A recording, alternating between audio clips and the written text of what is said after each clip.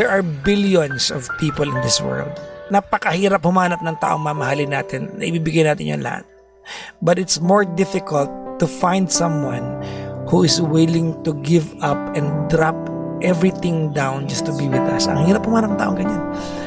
Yung kayang ibigay ang lahat sa atin para lang mapasaya tayo.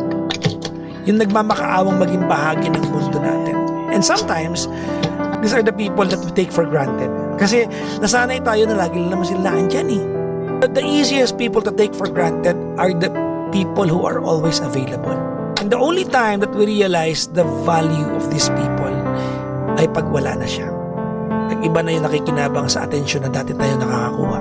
And I'm afraid it might happen to you if you do not change your ways. And you are 40 years old.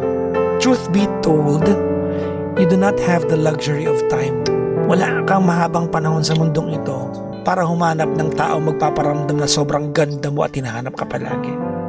Kung pride lang to, baba mo na yan.